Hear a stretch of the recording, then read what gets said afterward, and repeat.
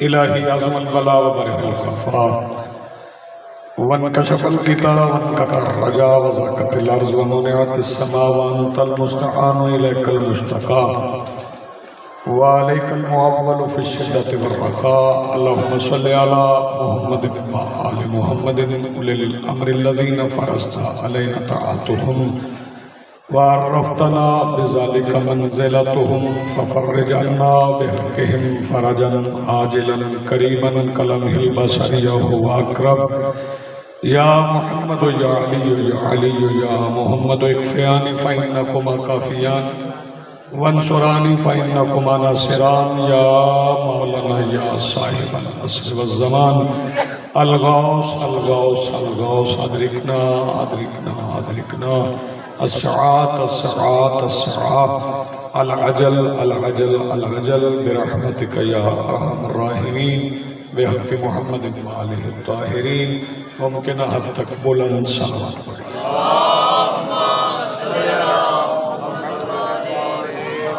بسم اللہ الرحمن الرحیم الحمدللہ رب العالمین والصلاة والسلام علی رسولہ الکریم وآلہ الطیبین الطاہرین المعصومین المنتجبین المہدیین المظلومین المعصومین الذین اذہب اللہ عنہم الرجس وطہرہم تطہیرا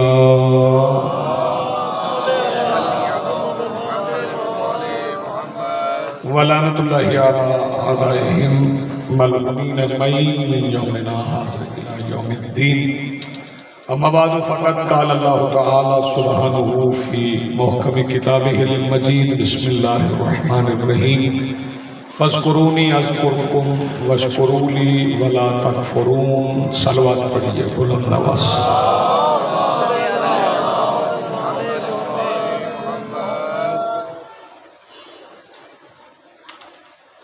آج کی صفحہ ادائے صفحہ انتظار اور اس پر حاضر رضاداران و منتظرین و موالیان کے دلوں کے تخت پر مسند نشین ولایت ولی مطلق کے وسیلہ سے درخواست گزار ہوں اپنے اس وارث کے حضور جو پردہ غیب میں شاہ سوار وادی نور کی حیثیت سے موجود ہے کہ کائنات کا مطلق العنان مدبر الامور اپنے رخ سے حجاب غیبت ہٹائے اور کعبہ کی چھت سے اپنے پہلے ہی خطبے میں کائنات کو سمجھائے کہ علی کل بھی واجب تھا علی آج بھی واجب ہے وَاشْكُرُوا لِي وَلَا تَكْفُرُونَ اور میرے لیے شکر کرو اور کافر نہ ہو جاؤ بڑی سادہ سی بات میں آپ کی خدمات عالیہ میں عرض کروں جہاں جہاں آپ تشریف فرمائیں یہ جو حکم ہے یہ کسی مسلک کو نہیں ہے یہ کسی فرقے کو نہیں ہے یہ حکم کسی گروہ کو نہیں ہے مالک سب کو حکم دے رہے ہیں فَاذْكُرُونِي بس میرا ذکر کرو اذکرکم اور جو بھی میرا ذکر کرے اذکرکم میں اس کا ذکر کروں گا اب بندے کے ذکر کرنے کا انداز اپنا ہے اور جب اللہ ذکر کرتا ہے تو پھر جس کا ذکر کرتا ہے اسے ذکر بنا دیتا ہے بہت شکریہ بڑی مہربانی چونکہ مسلک فرقہ یہ اللہ نے نہیں بنایا فرقے میری طرف دیکھیے میری طرف دیکھیں مجلس میں اور کیا کیمرہ دیکھیں گے یا ایک دوسرے کو دیکھیں گے یہ فرقے اللہ نے نہیں بنائے انبیاء نے بھی نہیں بنائے اور ختم الانبیاء نے بھی نہیں بنائے مولا علی نے بھی نہیں بنائے مولا علی کے بعد آنے والے ائمہ نے بھی نہیں بنائے مخلوق میں فرقے نہ اللہ بناتا ہے نہ نبی بناتے ہیں نہ امام بناتے ہیں لوگوں میں فرقے وہ امام بناتے ہیں جنہیں لوگ امام بناتے ہیں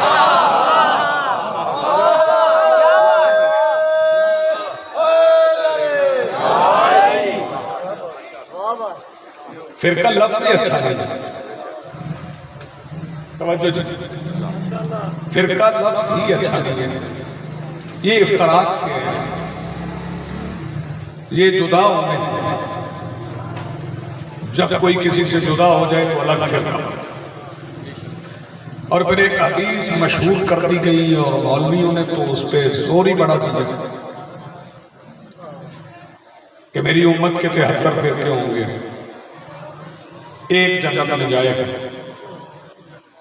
باقی کدھر جائے گا؟ امت مصطفیٰ کی فرقے 73 72 جہنمی، ایک جنتی۔ میں تو اس بات پہ حیران ہوں کہ امت مصطفیٰ کی ہو اور پھر جہنم چلے جائے۔ آپ جی سلامت امت نے ہی رحمت للعالمین کی اور جائے بھی جہنم میں، یہ کیسے ہو سکتا؟ یہ ضعیف حدیث ہے، گھڑی ہوئی کہ 73 فرقے بن جائیں۔ کیا رسول چاہتے تھے میری امت کے فرقے بن جائیں؟ رسول نے ایک ہی طریقے سے وضو کیا ہے، ایک ہی طریقے سے نماز پڑھی ہے، ایک ہی طریقے سے روزہ رکھا ہے۔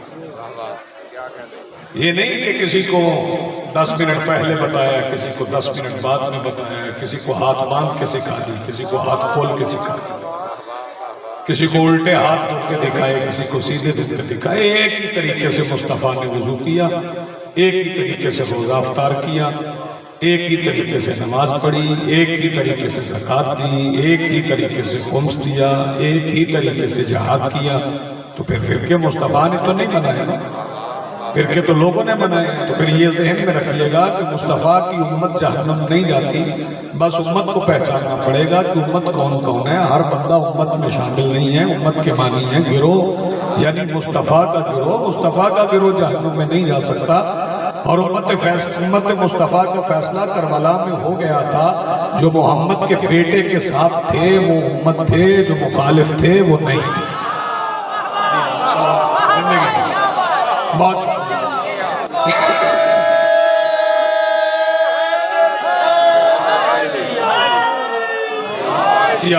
آپ جیئے، آپ سلامت ہیں، آپ کی زندگی جو مصطفیٰ کے بیٹے کے ساتھ تھے۔ اب سوال یہ پیدا ہوتا ہے کہ کون ہے مصطفیٰ کا بیٹا؟ رسول کا بیٹا ہے؟ ویسے تو اللہ نے رسول کو بیٹے دیے اور پھر وہ بیٹے واپس چلے۔ توجہ فرمائیے گا اور فکرہ سنیے گا۔ ایک فکرہ میں آپ حضرات کی بیدار سماعتوں کی نظر کرنا چاہتا ہوں۔ پھر اللہ نے بیٹی دی، اللہ رسول کی مرضی کے خلاف نہ رسول کو کچھ دیتا ہے نہ رسول سے کچھ لیتا ہے۔ بیٹے دیے بھی رسول کی مرضی سے، لیے بھی رسول کی مرضی سے، پھر بیٹی بھی رسول کی مرضی سے دی۔ تو پھر مجھے یہ فکرہ کہنے کی اجازت دیجئے کہ بیٹے واپس لے کر اللہ جو بیٹی مصطفیٰ کو دے اسے زہرا کہتا ہے۔ جی سلام اللہ۔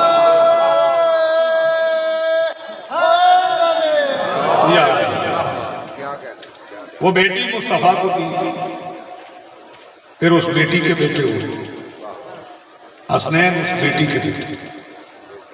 غور طلب بات ہے۔ پھر ایک موقع آیا تھا، بیٹے دیکھو میری طرف، میری طرف، آپ کا وقت بڑا قیمتی ہے، ضائع نہیں کرنا، آنے والوں امتحان ہے۔ چونکہ یہ مجلس سے آدھا ہے، موسم بھی ایسا ہے، صبح سے آپ بیٹھے ہیں، کسی کو اٹھنا ہے، کسی کو جانا ہے، کسی کو آنا ہے، تھک جائے گا تو پانی پینے چلا جائے گا۔ جو حضرات بیٹھے ہیں وہ بیٹھے ہیں، جو باقی حضرات ہیں وہ بھی عبادت کے لیے ہیں، جب ان کا دل چاہے گا وہ مجلس میں آ جائے گا۔ پھر ایک وقت ایسا آ گیا کہ کافروں کو تو مصطفیٰ نے کلمہ پڑھوا لیا۔ وہ جو مالک صاحب تھے نا بت پرست، انہیں تو کلمہ پڑھوا لیا، ان میں سے اکثریت تو کلمہ پڑھ گئی تھی، عیسائی نہیں تھے، کیونکہ عیسائی بھی ایک نبی کو مان رہے تھے، اور صرف نبی نہیں مان رہے تھے، اس نبی کو اللہ کا بیٹا مان رہے تھے۔ آج بھی مانا مسیحی آج بھی ہے، ہم عیسائی کہتے ہیں، وہ اپنے آپ کو مسیحی کہتے ہیں۔ وہ اللہ کا بیٹا مان رہے تھے اور بی بی مریم کو اللہ کی اہلیہ مان رہے تھے، زوجہ مان رہے تھے۔ سرکار دو عالم نے انہیں بھی کلمہ پڑھوانا تھا، میں بیٹا بتانا جا رہا ہوں مصطفیٰ کے بیٹے کون تھے۔ تو پھر سرکار دو عالم نے، نجران کے عیسائی مشہور تھے، بڑا قبیلہ، زیادہ عیسائی وہاں تھے جیسے زیادہ مسلمان مدینے میں تھے، ویسے زیادہ عیسائی نجران میں تھے، تو نجران والوں کو خط لکھا مصطفیٰ نے کہ ہم اللہ کے نبی ہیں، اللہ کا پیغام لائے ہیں، لوگوں کو بات سمجھاتے ہیں۔ فکرہ سنیے گا، پہلے زبان سے سمجھاتے ہیں، کوئی زبان سے سمجھ جائے تو ٹھیک، اگر زبان سے نہ سمجھے تو پھر بات سمجھانے کے لیے ہمارے پاس آسمان سے اترا ہوا لوہا موجود ہے۔ جی ہاں، سلام۔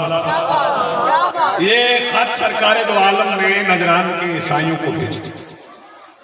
ان کا جو سردار تھا نا، وہ اسے عبد المسیح بھی کہتے ہیں، نام اس کا عاقب۔ کیا نام تھا؟ عاقب، عین الف قاف با، عاقب۔ جب اسے خط ملا تو وہ اپنے عقیدت مندوں میں بیٹھا۔ عقیدت مند ہر بندے کو مل جاتا، عقیدت مندوں کی کمی نہیں۔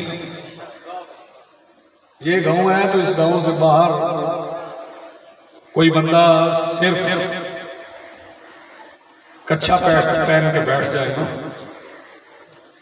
دھونی رچا لے، پھونک مارنا شروع کر دے،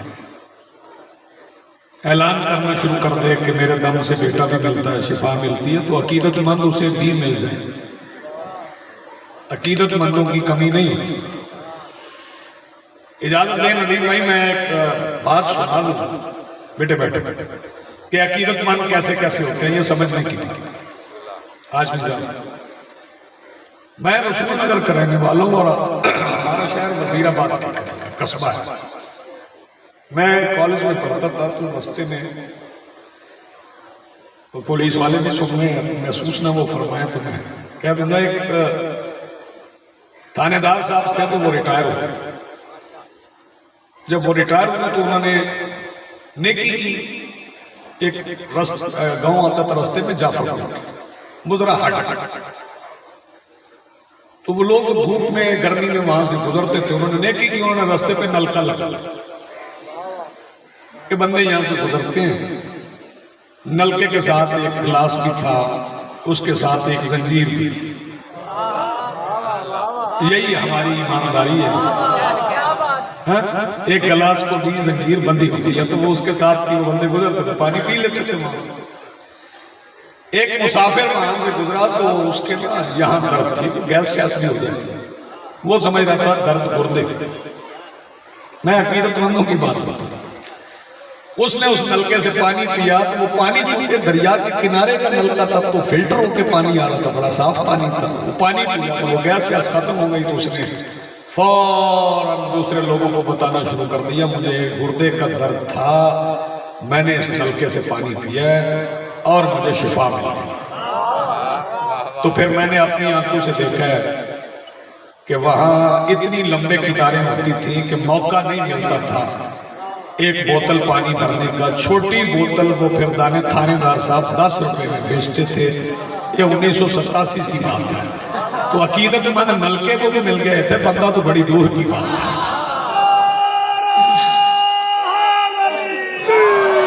تو وہ جو حاکم تھا نا، وہ اپنے عقیدت مندوں میں بیٹھا تھا، بڑے عقیدت مند اس کے سامنے بیٹھا، خط ملا سرکار کا۔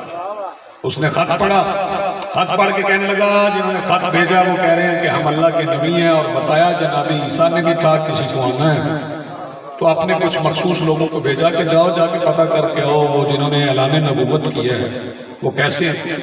وہ گئے، جا کے مل کے آئے، جب واپس پلٹے تو پھر آگے وہاں اجتماع میں آئے تو پیچھے بیٹھ گئے۔ ایسے نہیں ہوتا تھا ہر جگہ کہ جڑا بندہ پچھوں آئے اور کے بیٹھ جائے، وہ پیچھے آئے تو پیچھے بیٹھ گئے۔ اس نے انہیں آگے بلایا، انہوں نے کہا آگے آ جاؤ، وہ آگے آئے، انہوں نے کہا تمہیں کسی کام بھیجا تھا، گئے ہو یسرب، جن کو ملنے گئے تم سے مل کے آئے ہو؟ اس نے کہا مل کے آئے ہیں۔ کیا سمجھے ہو جسے ملے؟ تو وہ بڑے متاثر ہو کے آئے تھے، وہ کہنے لگے جسے مل کے آئے ہیں بس اس کے بارے میں کیا بتائیں، نہ بندہ لگتا ہے نہ اللہ لگتا ہے۔ جی ہاں، سلامت ہے۔ اس نے کہا کوئی اور بات بتاؤ، کوئی اور نشانی بتاؤ۔ انہوں نے کہا اور نشانی یہ ہے کہ آہستہ آہستہ بولتا ہے۔ کیا؟ آہستہ آہستہ بولتا ہے مگر بات دل تک اترتی ہے۔ جن بندوں کے ہاتھ ہی بندے ہیں، سمجھ ہی نہیں آ رہی میں نے کیا سنا، آہستہ بولتا ہے مگر بات دل تک اتر. اس نے کہا ٹھیک ہے ہمیں جانا ہے ملنا ان سے. وہ اپنے ساتھیوں کو لے کے چل پڑا. تو بڑے امیر لوگ تھے, بڑی زمینیں تھی ان کی, ریشمی لباس پہن کے, قیمتی موتیوں کے ہار پہن کے, سروں پہ تاج سجا کے وہ پہنچ گئے. جب پہنچے تو شام تو باہر رکے, رات باہر رکے, صبح مدینے میں داخل ہوئے. جب مدینے میں داخل ہوئے تو لوگ بھی نکل آئے. انہوں نے بڑے قیمتی کپڑے دیکھے, یہ مہمان کہاں سے آئے ہیں, ان کے جوتے بڑے قیمتی ہیں, ان کے ہار بڑے قیمتی ہیں, ان کے لباس بڑے قیمتی ہیں. وہ آگے آگے جا رہے تھے, پیچھے پیچھے مسلمان غریب تھے, وہ دیکھ رہے تھے اتنے قیمتی لباس ہیں. آگے جانے والوں نے, عیسائیوں نے مڑ کے پیچھے آنے والے مسلمانوں سے پوچھا ہمیں آپ کے نبی سے ملنا ہے, ان کا گھر کہاں ہے؟ تو ان مسلمانوں کے درمیان جناب ابو ذر کھڑے تھے, آواز دے کے کہنے لگے ان کا اپنا گھر کوئی نہیں, اللہ کا گھر ہی ان کا گھر ہے. اچھا سنا آپ, محمود مطمئن ہو گیا, آپ بیدار ہو. اپنا گھر کوئی نہیں, مل کے بولو جی, سارے بولو حیدری, اللہ کا گھر ہی ان کا. بغدادی دل میں چھپا دیا ہے, کفر کا بوجھ سر پہ اٹھا دیا ہے. مجھ سے نہ بیٹھ, پوچھ میرے خدا سے جس نے علی کو بے مثال بنا دیا. جی سلام. پھر ساتھ جناب ابو ذر کہنے لگے تم نئے نئے آئے ہو کیا؟ بولو نئے نئے آئے ہو, بات کرتے ہوئے شرمانا نہ, ہچکچانا نہ. یہ بڑے خلق کے مالک ہیں. جس نے شیعوں سے رسول نہیں سنا وہ آج مجھے سن جائے. بڑے خلق کے مالک ہیں. آدم نے بات کرنے کا سلیقہ انہی سے سیکھا ہے, نوح کو انہی نے خلق عطا کیا. اب میودہ ندیم بندے چپ کر جائے نا ملک قاسم تو پھر میرے آنے کا فائدہ نہیں ہے. توجہ فرمائیے, آدم کا خلق انہی کی عطا ہے, نوح نے بات کرنے کا سلیقہ انہی سے سیکھا ہے, اور موسیٰ انہی کے چھوٹے بھائی سے باتیں کر کر کے کلیم اللہ بن گئے. مردی ہے بھئی آپ سنیں, اور کیا پڑھا, موسیٰ انہی کے چھوٹے بھائی سے باتیں کر کر کے کلیم اللہ بن گئے. تو یہ عیسائی نئے کپڑے پہن کے قیمتی لباس پہن مسجد میں داخل ہوئے. جب مسجد میں داخل ہوئے سلام کیا, بادشاہ نے رخ پھیر دیا, سلام کا جواب ہی نہیں دیا. وہ دوسری طرف آئے, انہوں نے سمجھا سنا نہیں, مگر انہیں نہیں پتا تھا کہ یہاں بات سننے نہ سننے والی نہیں, زمین پہ رینگنے والی چیونٹی کی آواز سننے والے سلیمان کا مشکل کشا انہی کی گود میں پالا. وہ دوسری طرف آئے, پھر سلام کیا, سرکار نے پھر رخ پھیر لیا. انہوں نے کہا نہیں جواب دیتے تو نہ دیں, ہم واپس چلے جاتے, ہم تو آئے تھے ہدایت کے لیے. جب باہر نکلے, توجہ, تو باہر جناب سلمان کا. انہوں نے کہا کیا ہوا؟ انہوں نے کہا ہم سلام کرتے ہیں, وہ جواب نہیں دیتے. جناب سلمان کہنے لگے چلو تمہیں سمجھ نہیں آئی, میں تمہیں نبوت کے مزاج کے پاس لے چلتا. کیا بات ہے آپ کے سننے, میں تمہیں نبوت کے مزاج کے پاس لے چلتا ہوں, فکرہ سنیے گا, اور پھر دل چاہے تو بولیے گا, نہ دل چاہے تو کسی اور کے ساتھ بول لیجئے گا. جناب سلمان ان عیسائیوں کو لے کے وہاں گئے جہاں تراب پہ بچھے ہوئے مسلح پہ بیٹھے ہوئے ابو تراب تاتو سرا کی رگوں میں چلتے ہوئے, پانی میں رینگتے ہوئے, کیڑوں میں رزق بانٹ رہے تھے. آپ سلام آ گئے, اور آ کے جناب سلمان نے کہا سرکار یہ نجران کے عیسائی ہیں, یہ بولو لنگر کیا تھوڑے بندے بندے نعرہ حیدری لنگر کی ہاتھ کھڑا کرے دوسرے سے فائدہ ہی کوئی نہیں. نعرہ تکبیر, نعرہ رسالت, نعرہ جی جی جی کیا ہوا تو بول جی ہاں سلام علیکم. جناب سلمان کہنے لگے سرکار یہ نجران کے عیسائی ہیں, انہیں آپ سے کہا. پھر سن لو, یہ نجران کے عیسائی ہیں, بیٹے سارے اٹھاؤ فکر سنو, یہ نجران کے عیسائی ہیں, انہیں آپ سے سارے نہیں, یہ نجران کے عیسائی ہیں, انہیں آپ سے کہا. میں فکرہ اگلا سننے کے بعد دیکھوں گا چپ کون کرتا ہے. جب سلمان نے کہا نا یہ نجران کے عیسائی ہیں, انہیں آپ سے کہا میں. علی مسکرا کے فرماتے ہیں سلمان عیسائیوں سے کہو کام بتائیں, عیسیٰ کے بھی تو میں ہی کرتا ہوں. جی آپ سلامت زندگی مل کے بولو حیدری. انہوں نے کہا جی ہمیں کوئی کام نہیں, ہمیں آپ سے کوئی کام. تو کیوں آئے ہو؟ انہوں نے کہا جی بس ایک شکوہ کرنے آئے ہیں, ایک شکایت کرنے. سرکار نے فرمایا کیا شکایت کیا شکایت؟ انہوں نے کہا جی شکایت یہ ہے کہ ہم آپ کے بڑے بھائی سے ملنے گئے تھے. کیا کرنے گئے تھے؟ آپ کے بڑے بھائی سے ملنے گئے تھے. ہم نے انہیں سلام کیا, انہوں نے جواب نہیں دیا.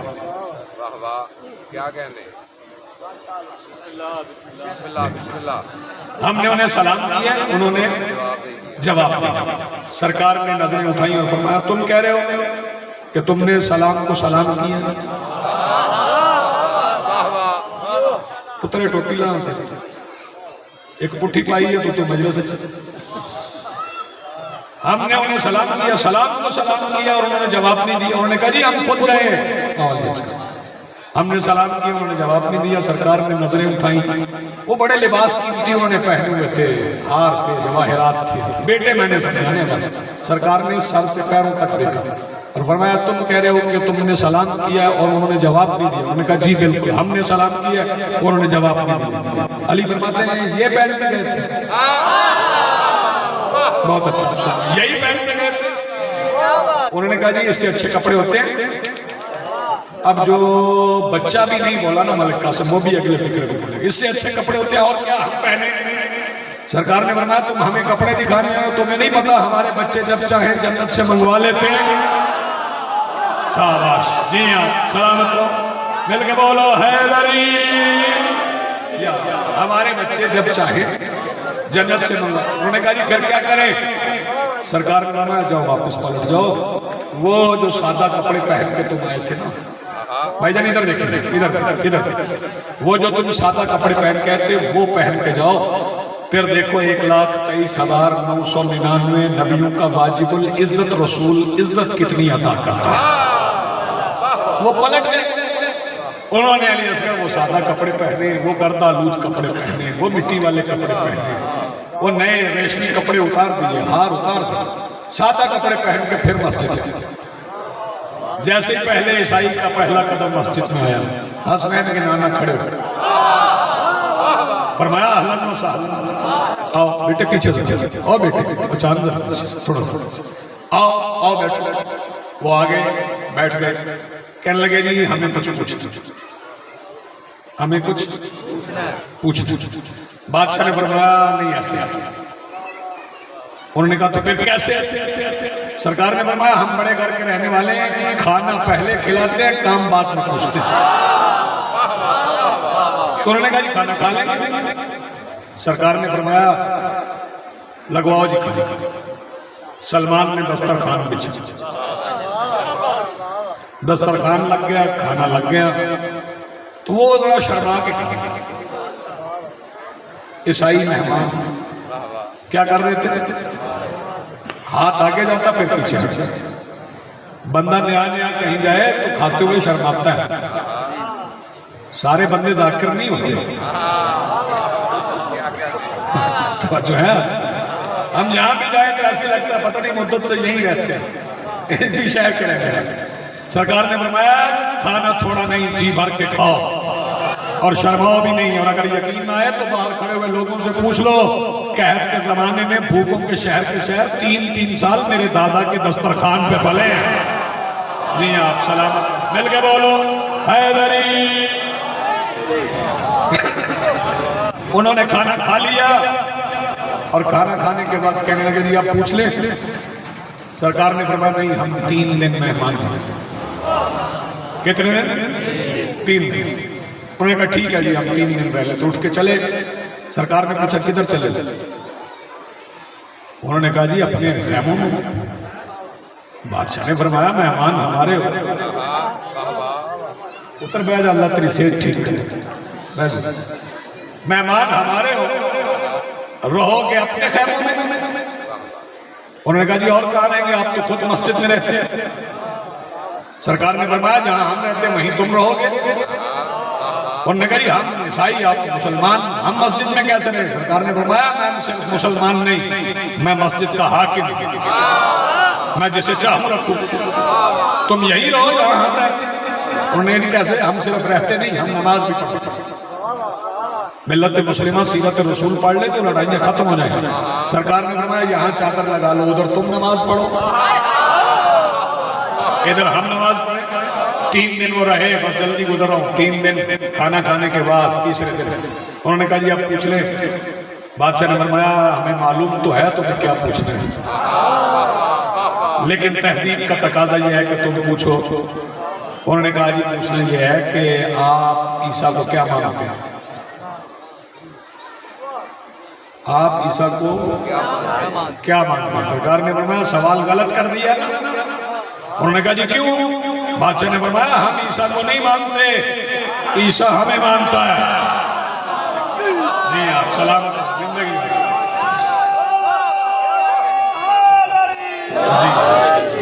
نعرہ حیدری، اے حیدر نگر اسی سارے حیدری ہیں، دونوں ہی ہاتھ علی حق علی حق علی حق علی حق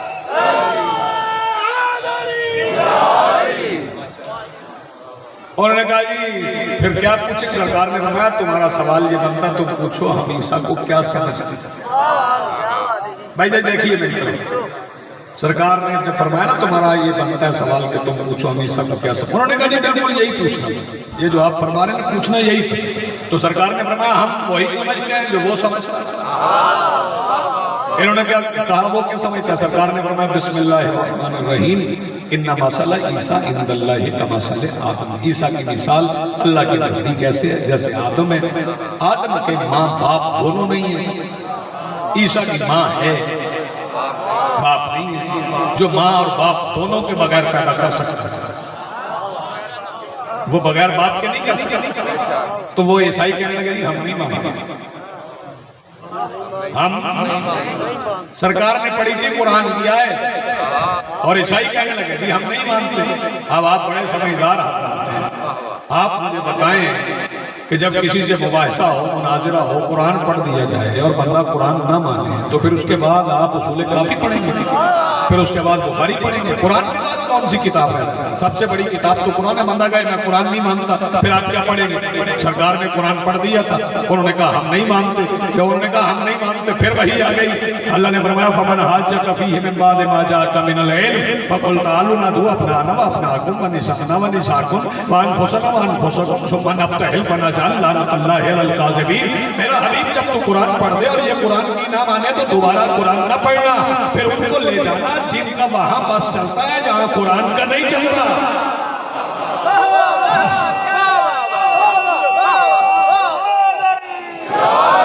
پھر جو مصطفیٰ بیٹے لے کے گئے نا میدان میں عیسائیوں کے مطابق، جانتے ہو کون ہے؟ وہ حسین کو اٹھایا ہوا تھا، حسن نے انگلی پکڑی، جب کہہ دیا تم لاؤ اپنے بیٹوں کو ہم لاتے ہیں۔ یہی بیٹے توحید بچانے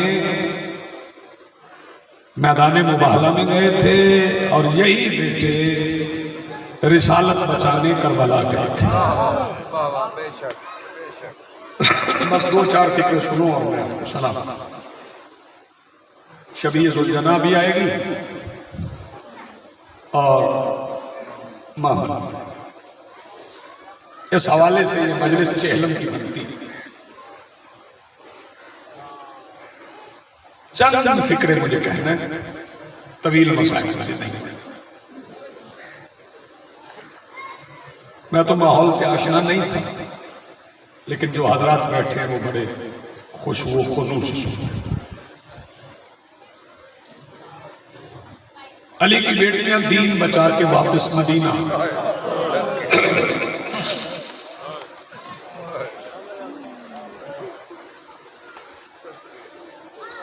میں پھر کہہ رہا ہوں علی کی بیٹیاں دین بچا کے واپس مدینہ تشریف لے۔ یار بٹھاؤ بچوں، کیا ماحول بنا رہا ہے؟ ایسے ماحول میں پڑھا جاتا ہے۔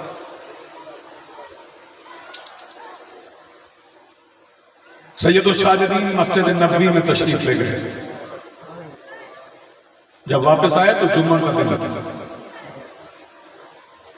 مولا جب مسجد نبوی میں گئے تو خطیب جمعہ کا خطبہ پڑھ رہا تھا۔ جب مولا مسجد میں داخل ہوئے تو خطیب جمعہ نے میرے مولا کو پہچانا، منبر چھوڑ دیا۔ مولا منبر پہ بیٹھے، لوگ کھڑے ہو گئے اور کہنے لگے مولا بتائیے کربلا میں ہوا کیا؟ پھر میرے مولا نے منبر پہ بیٹھ کے اپنے بابا کی شہادت کی۔ ایسے باپ کی شہادت مظلوم بیٹے نے پڑھی کہ پھر 3 دن تک مدینے کے چولہوں میں آگ نہیں چلی۔ جی آپ سلام۔ شہزادی گھر تشریف لے گئے، دھوپ میں مصلی بچے، کس میں؟ دھوپ۔ ہائے حسین کہہ کے روتی تھی علی کی بیٹی۔ مدینے کے لوگوں کو جیسے جیسے خبر ہوتی رہی نا علی کے بیٹے، رسول کے بیٹے، بطول کے بیٹے کربلا میں شہید ہوئے، تو پھر مستورات بھی آتی تھی تعزیت کرنے۔ مرد مولا سجاد کے پاس آتے تھے، کون کتنی دیر آتا ہے؟ ایک پرسادار ایسا تھا جو 6 مہینے آئے۔ کتنے؟ 6 مہینے۔ اسی میں محمل بھی پڑھ جاؤں گا، اسی میں شبیہ ہو جانا۔ اس عزادار کا نام کیا ہے؟ عبداللہ ابن جعفر طیار۔ روزانہ فجر کی نماز کے بعد آتے، مغربین کی نماز کے وقت جاتے۔ 6 مہینے گزرنے کے بعد جناب عبداللہ ابن جعفر طیار مولا سجاد کے دروازے پہ آئے اور آ کے آیت تطہیر کی تلاوت کی۔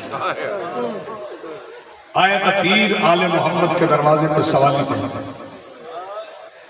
میرے مولا سجاد نے فرمایا اما فضا دروازے پہ دیکھو، آواز چاچا عبداللہ کی ہے، انداز سوالیوں والا ہے۔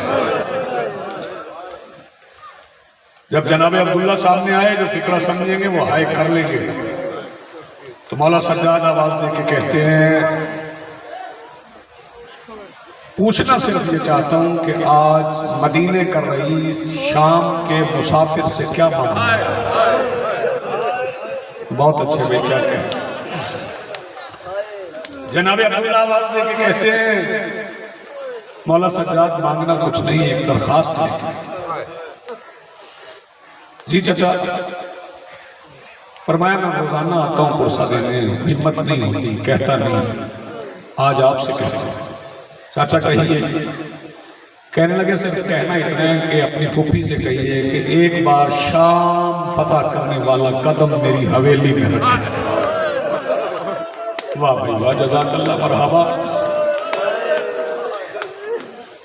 فرمایا چاچا میں پھوپھی کو حکم نہیں دے سکتا، میں پھوپھی کو حکم نہیں دے سکتا، درخواست کر سکتا ہوں آپ میرے ساتھ آئیں، چل کے مل کے پھوپھی سے درخواست کرتے ہیں کہ پھوپھی اماں چلیے آپ کے گھر۔ صرف فرحان بھائی آئیں گے، صرف فرحان بھائی، باقی لوگ پیچھے رہیں، میں مسائب پڑھ رہا ہوں، باقی وہی بیٹھے رہیں، ورنہ میں یہی چھوڑ جاؤں گا یا میں کھڑا ہوں۔ باقی حضرات پیچھے رہیں، وہ بندوق والے بھائی پیچھے رہنا آپ نے، کوئی مسلح آدمی مجلس کے اندر نہ آئے۔ آئیں آئیں فرحان بھائی، باقی بیٹھ جاؤ وہیں پہ بھائی، بیٹھ جاؤ مجلس میں، چلو ادھر ہی بیٹھو، تقدس کا خیال رکھو، بیٹھ جاؤ بیٹھے، بیٹھ جاؤ بیٹھ جاؤ ادھر ہی بیٹھو۔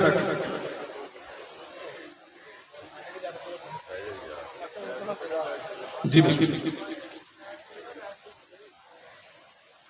آؤ چچا عبداللہ مل کے درخواست کرتے ہیں۔ مولا سجاد اور جناب عبداللہ ابن جعفر طیار وہاں آئے، جہاں شبیر کے غم کے مسلح پر 1450 میل کی سفر کو 2 بار طے کرنے والی علی کی بیٹی بیٹھی تھی۔ جی ہاں آپ سلامت رہیں۔ جناب سید الساجدین پھوپھی کے پیروں پہ ہاتھ رکھے، شہزادی نے ہاتھ پکڑا، بیٹے کا زخمی ہاتھ چبو، فرمایا سجاد قدموں پہ ہاتھ کیوں رکھتے ہو، جو کہنا ہے کہو۔ مولا فرماتے مجھے کچھ نہیں کہنا، چاچا عبداللہ کہتے ہیں کہ ایک بار شام فتح کرنے والا قدم میری حویلی میں رکھے۔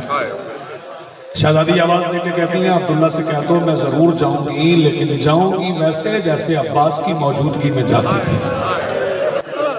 جزاک اللہ مرحبا۔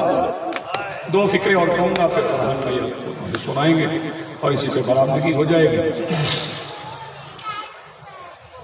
شہزادی میں اہتمام کرتا ہوں حجرے سے حجرے تک پردے کا انتظام ہو گیا، اہتمام ہو گیا۔ مخدرات بنو ہاشم نے برقعے پہنے علی کی بیٹی کے گرد ایک حلقہ بنا لیا۔ اس حلقے کے گرد بنو ہاشم کے مردوں کا ایک حلقہ تھا۔ جیسے ہی یہ کاروان علی کی بیٹی کو لے کے چلنے لگا، دھوپ میں بیٹھی ہوئی تھی ام الفضل جناب لبابہ خاتون، سرکار عباس کی زوجہ، جناب عباس کی زوجہ میں چند سال کا عبیداللہ ابن عباس بیٹھا۔ جیسے ہی شہزادی چلی، عباس کا بیٹا ماں کی گود سے اٹھا، امامہ اتار دیا، نالین اتار دی۔ عباس کا بیٹا ہاتھ میں چھوٹی سی تلوار لے کے مدینے کی گلی میں آ گیا۔ تلوار لہرا کے عباس کا بیٹا کہتا تھا الحجاب، مدینے والوں پردہ کرو، آج میری پھوپھی اپنے گھر کو چلا۔ سیدہ سلامت مخدومہ عالمین آپ کی آوازیں قبول ہے۔ مولا کا منظور نظر مدہ خان ہے، مسائف خان ہے، نوحہ خان ہے، میرے بڑے پیارے بھائی ہیں، ان کی موجودگی میں فکر کر رہا ہوں۔ شہزادی اس حصار میں جب جناب عبداللہ کے گھر پہنچی نا، وہ غلط کہتے ہیں باپ نے بیٹی کو نہیں پہچانا، عبداللہ نے جناب سیدہ کو نہیں پہچانا، یہ تیری میری نسلوں کو پہچانتے ہیں۔ جب شہزادی گھر پہنچی تو وہاں ایک تخت پڑا تھا، اس پہ کالا کپڑا تھا۔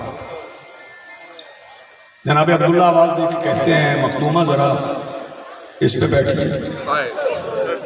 جو بندے ابھی تک نہیں رو سکے نا وہ ہے کر لیں۔ شہزادی آواز دے کے کہتی ہیں عبداللہ جب سے اکبر اترا ہے میں تخت پہ نہیں بیٹھتی، میں مٹی پی۔ عرض کی شہزادی یہ تخت نہیں ہے، یہ میں نے منبر سے اس پہ بیٹھے ہیں، اور ذرا مجھے بتائیں کربلا کے واقعات۔ شہزادی فرماتی ہیں عبداللہ بیٹوں کی جنگ سننا چاہتے ہوں؟ فرمایا نہیں، کئی بیٹے ہوتے میں حسین پہ وار دیتا، صرف یہ سننا چاہتا ہوں صفین کے میدان میں مولا علی فرماتے تھے حسین میرا سب سے بہادر بیٹا ہے۔ میں صرف یہ سننا چاہتا ہوں کہ عباس کے اترنے کے بعد حسین لڑے کیسے۔ جی سلامت ہے۔ شہزادی آواز دے کے کہتی اچھا عبداللہ اگر سننا چاہتے تو سنو، میرا بھائی ہمیں الوداع کہہ کے نکلا، ٹوٹی ہوئی لگام والے گھوڑے پہ سوار ہو کے جنت کا شہزادہ بھائیوں بیٹوں کے جنازوں سے گزر کے جب لڑنے کے لیے گیا تو میں بی بی فضہ کے ساتھ باہر آ کے کھڑی ہو گئی۔ میرا بھائی یزید کی فوج پہ ایسے حملے کرتا تھا جیسے میرے بابا علی کرتے تھے۔ سنو کہ فکرہ، شہزادی آواز دے کے کہتی میں اماں فضہ کو دکھاتی رہی، اماں وہ دیکھ میرا بھائی لڑ رہا ہے، اماں وہ دیکھ میرا بھائی لڑ رہا ہے، اماں وہ دیکھ میرا بھائی لڑ رہا ہے۔ پھر اچانک بی بی فضہ آواز دے کے کہتی ہے شہزادی مجھے تیرا بھائی نظر نہیں آتا۔ شہزادی آواز دے کے کہتی ہے اماں وہ دیکھ تیروں کے مسلح پہ میرا بھائی۔ سیدہ آپ کو سلامت رکھے، آپ کی آوازیں بلند ہو گئی۔ اگلے دو فتنوں پہ میں شفیع ذوالجلال کو بھی دعوت دوں گا، معمل کو بھی دعوت دوں گا، احتراماً رستہ دیجیے گا، اور جب معمل آئے نا تو میں تمام مومنین سے کہوں گا دور سے سلام کیجیے گا، ہاتھ نہ لگائیے گا، ہجوم نہ کیجیے گا۔ یہ اس شہزادی کا معاملہ ہے جسے لوگ 9 گھنٹے رستہ نہیں دیتے تھے، اس معامل کے لیے آپ نے رستہ بنا دیا۔ جب شفیع ذوالجلال آئے تو احتراماً آپ نے پیچھے ہٹنا ہے۔ جب میرے مولا حسین لڑنے کے لیے پہنچے میدان کربلا میں، دیر تک حسین لڑے، قریب آ گئے، لڑتے لڑتے زخمی پہلو سے اٹھا ہوا ایک ہاتھ میرے مولا حسین کی کلائی میں آ گیا۔ جانتے یہ ہاتھ کس کا تھا؟ یہ ہاتھ اس شہزادی کا تھا جس کا دروازہ 2 ربیع الاول کو جل گیا تھا۔ آواز دے کے شہزادی کہتی ہے حسین وہ 55 کا وعدہ وفا کر جو نانا کی پشت پہ بیٹھ کے کیا تھا۔ جن بندوں کی آنکھیں پرنم ہو گئی ان کا شکر گزار ہوں، جن کی آوازیں بلند ہو رہی ہیں انہیں سجدہ حضرت عزادارو حسین نے اِنَّ لِلَّهِ وَإِنَّا إِلَيْهِ رَاجِعُونَ پڑھ کے تلوار کو نیام میں رکھنا شروع کیا۔ ابھی تلوار نیام میں نہیں آئی تھی کہ دائیں طرف سے زجر بن قیس نے پہلا نیزہ حسین کی پسلیوں کہ حسین کی آواز آئی اماں آپ کی بھی پسلیاں ٹوٹی تھی۔ میں بسم اللہ کروں، آواز نہیں، آوازیں بلند کرنے والے سلامت رہے، میری بھی پسلیاں ٹوٹ گئیں۔ عزادارو پھر جس کے ہاتھ میں جو آیا، جس کے ہاتھ میں جو آیا اس نے میرے مولا حسین کو مارا. اگر نہیں سمجھ آئی نا کہ حسین کو اتنے زخم نہیں، اس کو رہنے دیں، اتنی زحمت کرنے کے لیے آپ آداب مجلس کا کچھ خیال کریں. جسے خبر نہیں ہے کہ حسین کتنے زخمی تھے وہ سن لیں کہ حسین کتنے زخمی تھے. جناب جعفر شستری صاحب نے اپنی کتاب خصائص الحسینیہ میں لکھا ہے، اس سے تعلق نہیں کہ تو شیعہ یا سنی، زخم سمجھ آئے تو پھر ہائے کرنا. وہ فرماتے ہیں کہ اتنے قرآن کے حرف نہیں جتنے حسین کے زخم. سیدہ آپ کو سلامت رکھے. جیسے آپ بھی شبیر کے زخموں کی سمجھ نہیں آئی، میں ایک دو فکرے اور کہوں گا. علی ندوی منفرد نے صحیفہ کربلا میں لکھا ہے کہ میں نے ایک شامی سپاہی سے سنا ہے، وہ کہتا ہے میں حسین کے پیچھے کھڑا تھا، حسین کے زخموں سے دوسری طرف کے لوگ نظر آتے تھے. سیدہ آپ کو سلامت رکھے. فرحان بھائی ایک روایت میں نے پڑھی ہے، وہ مومنین برداشت نہیں کرتے، پتہ نہیں یہاں کیسے برداشت کریں گے. جناب شوستری صاحب فرماتے ہیں کہ اتنے زخم تھے کہ حسین کے جسم سے دھوپ گزر رہی تھی. آئے ایک طرف کی کرنیں دوسری طرف پڑ رہی تھی. شبیر زخمی حالت میں ایک ریت کے ٹیلے پہ بیٹھے تھے. لشکر یزید میں شور تھا کہ حسین شہید ہو گئے، حسین شہید ہو گئے، حسین شہید ہو گئے. جو پہلا لائن آیا نا اس کا نام ہے سنان ابن انس. یہ کہتا ہے میں جا کے دیکھتا ہوں حسین ہیں یا شہید ہو گئے. اس کبینے نے چند قدم دور روک کے کہا حسین تیری بہنوں کے خیموں کو کسی نے آگ لگا دی. ابھی شبیر نے جبیر اٹھائی تھی، اس نے پیچھے ہٹ کے ایک نوکیلا پتھر حسین کی پیشانی میں مارا. حسین پشت کے بل زمین پہ گرے. آواز آئی ہائے اماں. نہ عباس کو پکارا نہ اکبر کو پکارا. اگلے فکرے پہ لے آنا شبیہ ذوالجناح کو. اللہ ایک فکرہ کہنا چاہتا ہوں. سرکار امام رضا بادشاہ فرماتے ہیں کہ ایک ملعون ہے جس کا نام ہے سنعان. بیٹے دیکھ یہ فکرہ سن لو. میں روایت نہ پڑھتا اگر کچھ خاص افراد موجود نہ ہوتے. سنعان اس لائن کا لفظ نام ہے. یہ ملعون چلا، یہ میرے مولا حسین کے قریب آیا. میرے مولا رضا فرماتے ہیں اس بے غیرت نے نیزہ میرے مولا کی گردن پہ رکھا، پہلے دبایا، نہیں ماتم آتا آپ کو، پہلے دبایا پھر اسے گھمایا. اللہ کرے میں سمجھا سکوں. اس ملعون نے اچھا جو بندے ابھی نہیں رو سکے نا ان کے لیے ایک فکرہ کہتا ہوں. شہزادی زینب خود روایت کرتی ہے کہ میں اتنے فاصلے پہ کھڑی تھی کہ میں نے اپنے بھائی کی پسلیاں ٹوٹنے کی آواز سنی ہے. عزیزانو پھر وہ وقت بھی آ گیا تھا جب شبیر نے سجدے میں سر رکھا، بیٹی قریب کھڑی تھی. ظالم کبھی بیٹی کو مارتا تھا کبھی باپ کو مارتا تھا. ضربیں چلتی رہی، انبیاء جاتے رہے. عزیزانو پھر سنو گے کہ 7ویں ضرب کے بعد جب ابراہیم نے کہا نا چل ہاجرہ یہ اور ہے ہم اور ہیں، 8ویں ضرب پہ بھی سکینہ کھڑی رہی. عزیزانو سنو گے جب 8ویں ضرب چل گئی نا 9ویں ضرب پہ سکینہ فرات کے کنارے کنارے دوڑی. سنو گے پھر کہاں آئی؟ پھر شہزادی پانی کی طرف نہیں گئی، پھر غازی کی طرف گئی. سکینہ غازی کے سینے پہ سر رکھ کے آواز دے کے کہتی ہے چاچا محمد ابن اشعث نے میرے سامنے تیرے بھائی کے منہ پہ تمانچہ مارا ہے. چاچا وہ لعین میرے بھائی کو بڑا